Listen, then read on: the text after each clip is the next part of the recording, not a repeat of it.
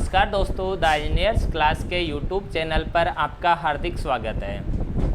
मित्रों, हमारा राष्ट्रपति का बेहद इम्पोर्टेंट एक भाग चल रहा है और आज तो राष्ट्रपति का सबसे इम्पोर्टेंट भाग है। ठीक है, तो आज जो हम पढ़ेंगे राष्ट्रपति की शक्तियों में राष्ट्रपति की आपातकालीन शक्तियाँ।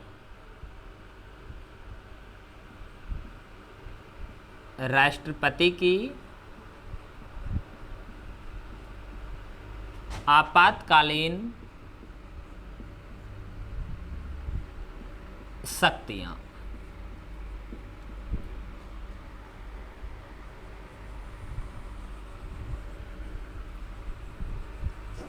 ठीक है, राष्ट्रपति की कैसे शक्तियों को पढ़ेंगे हम? आपातकालीन शक्तियों। जो राष्ट्रपति की आपातकालीन शक्तियां हैं, इनको यदि हम देखें तो राष्ट्रपति की जो आपातकालीन शक्तियां हैं, ये भाग संख्या 18 के अंतर्गत अनुच्छेद संख्या 352 से 360 तक आते हैं।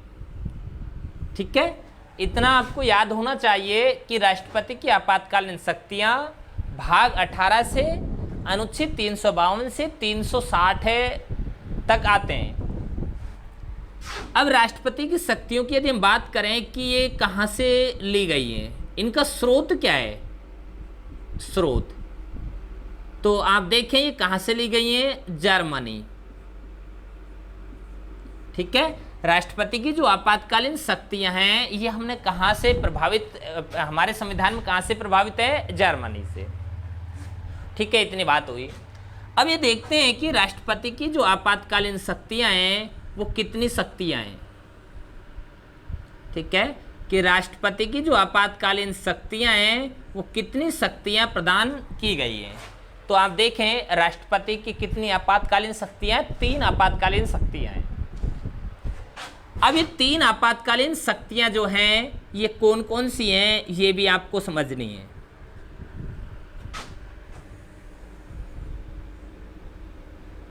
ठीक है, कितनी आपातकालीन शक्तियां हैं? 3। तो जो 3 आपातकालीन शक्तियां हैं, ये कौन कौन सी हैं, ये भी आपको देखनी है। सबसे पहले यदि हम देखें पहली आपातकालीन शक्ति है राष्ट्रीय आपात। राष्ट्रीय आपात और राष्ट्रीय आपात का उल्लेख भारतीय संविधान के अनुच्छेद संख्या 352 में किया गया है। ठीक है, ये पहली आपातकालीन जो शक्ति आपको मिली है राष्ट्रीय आपात। पढ़ेंगे हम राष्ट्रीय आपात को, आज इसी के ऊपर चर्चा करेंगे। दूसरी हम यदि देखें तो दूसरी है राष्ट्रपति शासन। राष्ट्रपति शासन, राष्ट्रपति शासन को यदि देखें तो ये अनुच्छेद संख्या 356। कौन से अनुच्छेद में आया है? अनुच्छेद संख्या 356। और तीसरी यदि हम देखें वित्तीय आपात। वित्तीय आपात, और वित्तीय आपात आता है अनुच्छेद संख्या 360। ठीक है, इतनी ये बातें होती हैं कि राष्ट्रपति की आपातकालीन शक्तियों का जो स्रोत है ये कहाँ से आया है? जर्मनी से। कहाँ से आया है? जर्मनी से आया है। कौन से भाग के अंतर्गत आती है? भाग संख्या 18 अनुच्छेद संख्या 352 से 360। ठीक है, कितनी आपातकालीन शक्तियाँ? 3 आपातकालीन शक्तियाँ आई हैं। एक राष्ट्रीय आपात है जो अनुच्छेद संख्या 352। अभी इसी के ऊपर चर्चा रहेगी हमारी, आज की क्लास इसी के पूर्ण रूप से नाम रहने वाली है। राष्ट्रपति शासन अनुच्छेद संख्या 356 पढ़ेंगे, इसको भी समय के हिसाब से। वित्तीय आपात अनुच्छेद संख्या 360, इसको भी हम समय के हिसाब से जरूर पढ़ेंगे। एक बार आप इतना स्क्रीनशॉट लीजिए, फिर आगे बढ़ते हैं ना।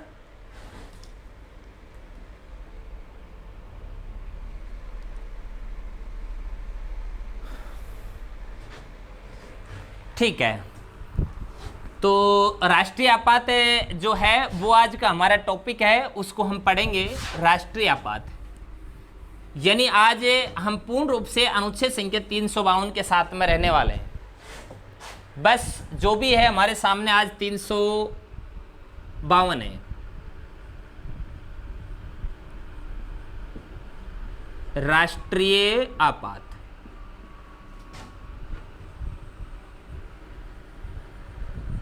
ठीक है।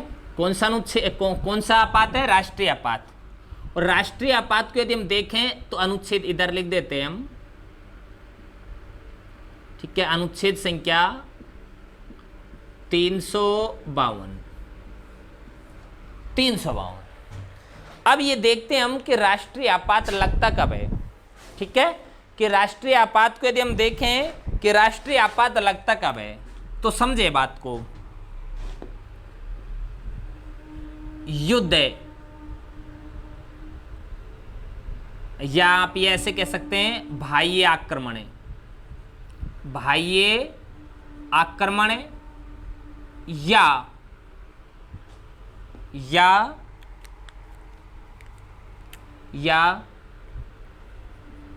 सशस्त्र विद्रोह की स्थिति में, ठीक है। देखो राष्ट्रीय आपातकाल लगेगा कब?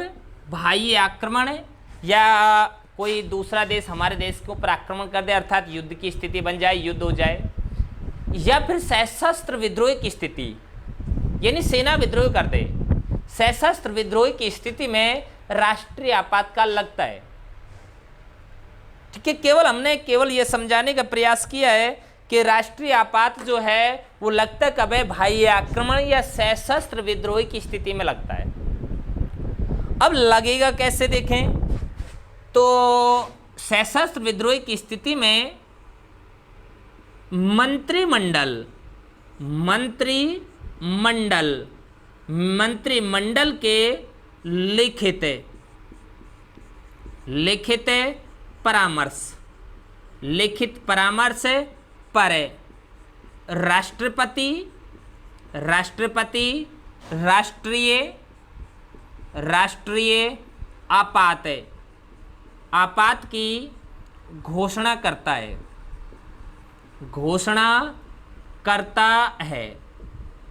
बात को समझ लेना आप यहाँ पर, है ना, कि राष्ट्रीय आपात है ये मंत्रिमंडल के लिखित परामर्श, हर कंडीशन में ये लाइन याद करनी है। मंत्रिमंडल के लिखित परामर्श पर राष्ट्रपति राष्ट्रीय आपात की घोषणा करता है।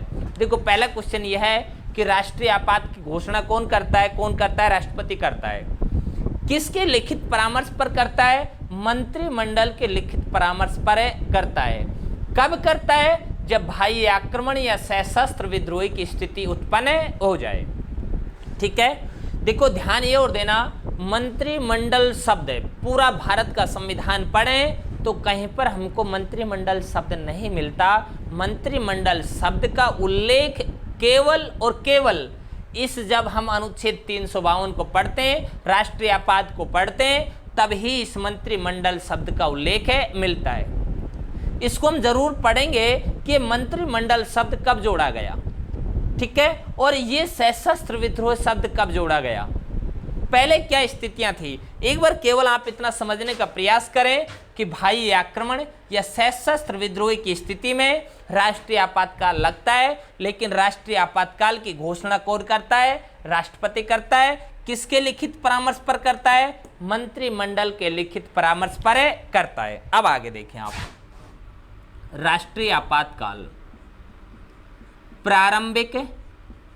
प्रारंभिक रूप से 1 माह तक लगता है। प्रारंभिक रूप से कितने महीने के लिए लगता है राष्ट्रीय आपातकाल? 1 महीने के लिए। यानी राष्ट्रीय आपातकाल लगता है शुरुआत में 1 महीने के लिए लगता है। यदि संसद अनुमोदन कर दे, संसद अनुमोदन कर दे तो ये 6 माह के लिए प्रभावी हो जाता है। अब कितना बढ़ गया? ये 6 माह के लिए बढ़ गया। यानी प्रारंभ में कितने महीने के लिए? 1 महीने के लिए। संसद यदि इसको अनुमोदन कर दे तो एक बार अनुमोदन करके ये इसका कार्यकाल के इसकी समयावधि कितनी बढ़ा सकती है? 6 माह बढ़ा सकती है। अगर अनुमोदन ना करे तो ये 1 महीने में ही समाप्त हो जाता है। अब मान लीजिए 6 महीने, अब इसको दोबारा अनुमोदन कर दे तो ये फिर कितने समय के लिए बढ़ जाता है? 6 माह के लिए बढ़ जाता है। इसकी कोई निश्चित समय सीमा नहीं है। इसे एक बार अनुमोदन करके 6 माह के लिए लगातार कितनी भी बार आगे बढ़ाया जा सकता है। ठीक है, कोई परेशानी यहाँ तक नहीं है। आगे देखें, यानी प्रारंभिक रूप से 1 माह के लिए, और संसद अनुमोदन कर दे तो कितने माह के लिए बढ़ जाता है? 6 माह के लिए बढ़ जाता है। अब आगे देखें आप, राष्ट्रीय आपात के समय, राष्ट्रीय आपात के समय, आपात के समय लोकसभा या किसी राज्य की विधानसभा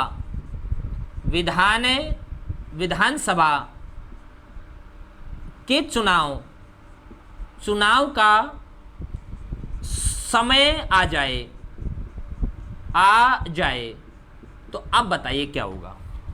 यानी राष्ट्रीय आपात लग रहा है, ठीक है, देश में क्या लग रहा है? राष्ट्रीय आपात लग रहा है। देश में क्या लग रहा है? राष्ट्रीय आपात का लग रहा है। और लोकसभा के चुनाव का समय आ जाए या किसी राज्य की विधानसभा के चुनाव का समय आ जाए, लोकसभा के चुनाव का समय आ जाए, ये तो क्या है कि राष्ट्रीय आपात के समय लोकसभा या किसी राज्य की विधानसभा के चुनाव का समय आ जाए तो अब क्या होगा? तो देखें, संसद अनुमोदन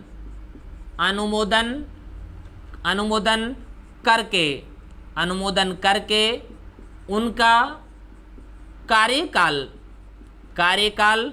1 वर्ष बढ़ा सकती है। ठीक है, कितना बढ़ा सकती है? 1 वर्ष। यानी कि संसद अनुमोदन करेगी और संसद अनुमोदन करके उनका कार्यकाल 1 वर्ष बढ़ा सकती है।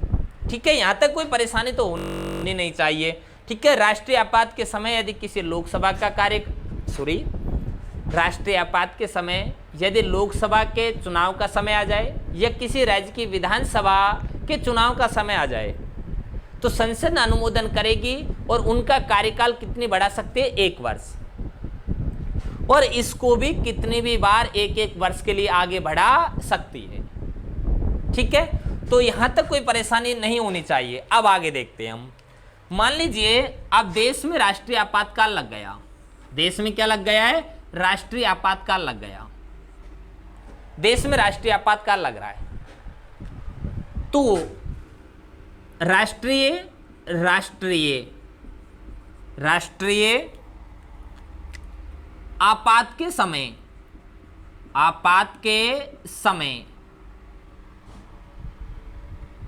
आपात के समय पूरे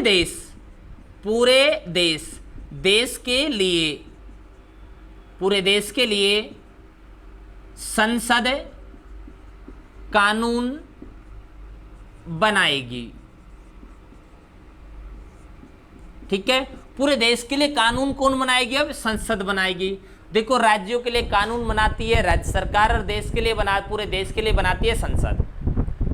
तो अब यहां पर पूरे देश के लिए कानून बनाने का अधिकार किसके पास में आ गया है? संसद के पास में आ गया है। अर्थात कहने की बात यह है, भारत देश जो हमारा देश है वो देश संघात्मक से एकात्मक हो जाता है। एकात्मक हो जाता है। ठीक है, हमारा देश संघात्मक से एकात्मक हो जाता है। देखो कितना अच्छा क्वेश्चन मिला है आपको। यानी जैसे ही हमारा देश हमारे देश में राष्ट्रीय आपातकाल लगता है तो पूरे देश के लिए कानून बनाने की शक्ति संसद के पास आ जाती है। ठीक है, यानी राज्यों के लिए कानून कौन बनाती है? राज्य सरकार। केंद्र के लिए कौन बनाती है? केंद्र सरकार।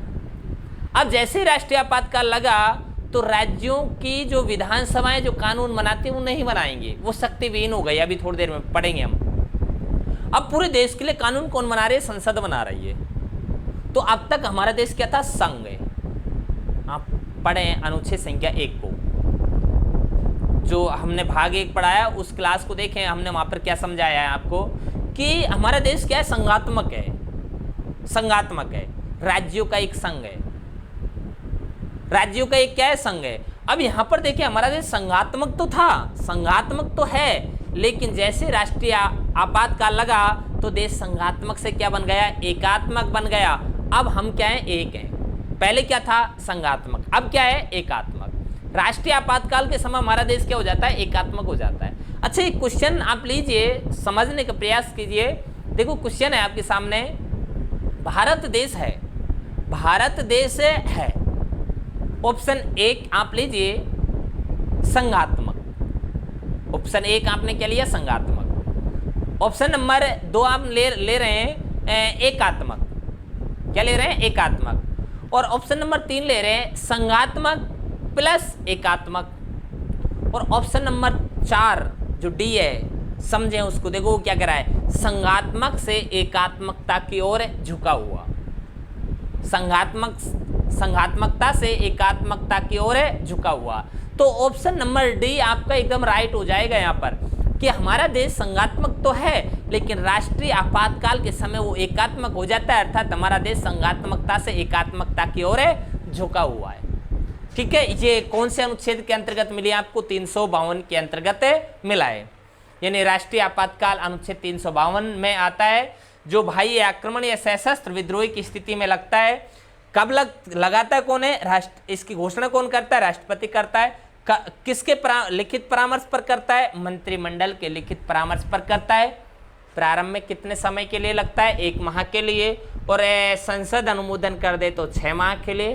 कितनी भी बार लगातार आगे बढ़ाया जा सकता है।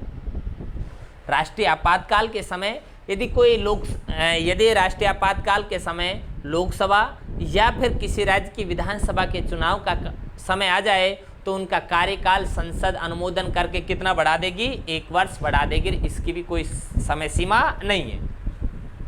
राष्ट्रीय आपातकाल के समय पूरे देश के लिए कानून बनाने की शक्ति, राष्ट्रीय आपात के समय पूरे देश के लिए कानून बनाने की शक्ति किसके पास आ जाती है? संसद के पास आ जाती है। और इसी के अनुसार हमारा देश संघात्मकता से क्या हो जाता है? एकात्मक हो जाता है। आप एक बार इसका स्क्रीनशॉट लें, फिर हम क्लास को आगे बढ़ाएंगे।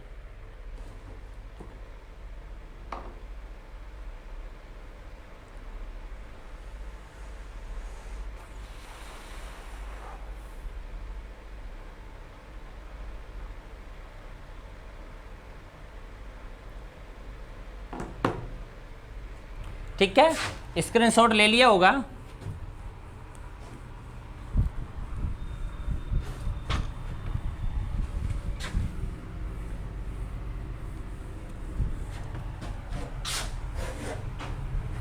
अच्छा, अब आप आगे देखें, यह जब राष्ट्रीय आपातकाल चल रहा है, क्या चल रहा है? राष्ट्रीय आपातकाल चल रहा है। तो आप जवाब दें कि जैसे हम राजस्थान में, तो राष्ट्रीय आपातकाल जब चल रहा है तो राज्यों की विधानसभाएं जो हैं क्या वो कानून बनाती हैं?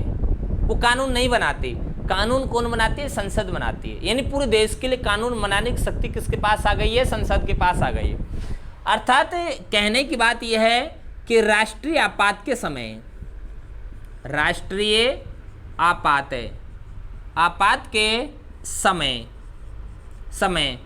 किसी राज्य की विधानसभा भंग नहीं होती, अपितु शक्ति विहीन हो जाती है। ठीक है, बात को समझे। यहाँ पर क्या कहिए कि राष्ट्रीय आपातकाल जब लगता है तो राज्यों की जो विधानसभाएं हैं वो शक्ति विहीन हो जाती हैं, यानी वो भंग नहीं होती। थोड़ी देर के लिए सोचें, राज्य की जो विधानसभा है वो भंग नहीं होती, वो केवल और केवल क्या होती है? शक्ति विहीन होती है। समझे बात को? देश में आज राष्ट्रीय आपातकाल लग जाए, हमारे राजस्थान की जो विधानसभा है, हमारी जो विधानसभा है, क्या वो भंग हो जाएगी? वो भंग नहीं होगी, वो केवल और केवल शक्ति विहीन होती है। यानी इसके हाथ में शक्ति नहीं रहेगी, इसके हाथ से शक्ति निकलकर किसके पास में चली जाएगी? संसद के पास में चली जाएगी।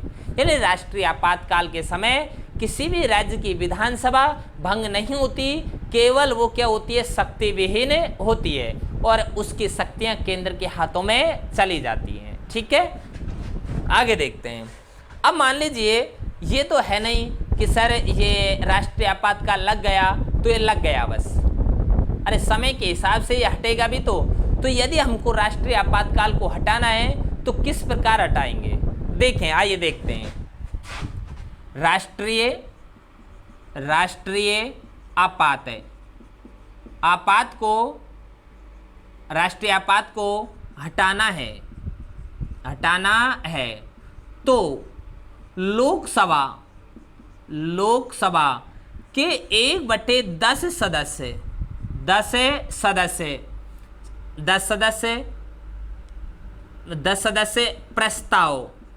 प्रस्ताव लाकर उसी सत्र में लोकसभा अध्यक्ष को देते हैं। किसको देते हैं? लोकसभा अध्यक्ष को देते हैं। तो देखो ये क्वेश्चन पकड़ना है आपको। यदि राष्ट्रीय आपातकाल को हटाना है तो लोकसभा के कितने सदस्य ऐसा प्रस्ताव ला सकते हैं? तो कितने सदस्य ऐसा प्रस्ताव ला सकते हैं? 1/10 सदस्य ऐसा प्रस्ताव ला सकते हैं। अब वो प्रस्ताव तो लेकर आए, लेकिन जब वो प्रस्ताव लेकर आए ना तो उसी सत्र में वो प्रस्ताव किसको देंगे? लोकसभा अध्यक्ष को देंगे। अब बात यह है कि संसद सत्र में ना हो तो वे इस प्रस्ताव को किसको देंगे? तो किसको देंगे? राष्ट्रपति को देंगे।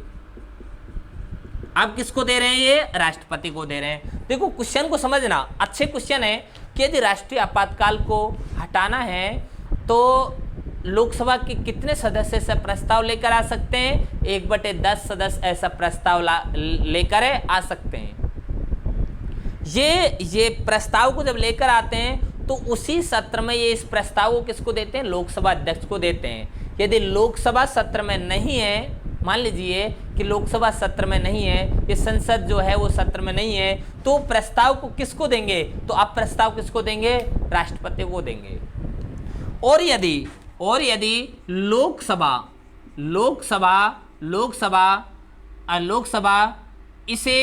इसे पारित कर दे तो राष्ट्रपति इसे समाप्त करने की घोषणा करता है। समाप्त करने की क्या करता है? घोषणा करता है। ठीक है, मान लीजिए इन जो लोकसभा है यदि वो इसे पारित कर दे कि हमको राष्ट्रीय आपातकाल को हटाना है तो राष्ट्रपति राष्ट्रीय आपात को समाप्त करने की घोषणा कर देता है और इस प्रकार वापस ये राष्ट्रीय आपातकाल समाप्त हो जाता है।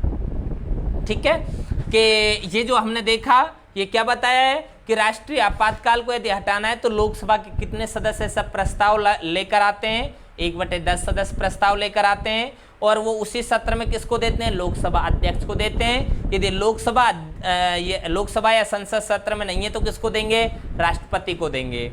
और लोकसभा यदि इसे अपने बहुमत से पारित कर देती है तो राष्ट्रपति इसको समाप्त करने की घोषणा करता है।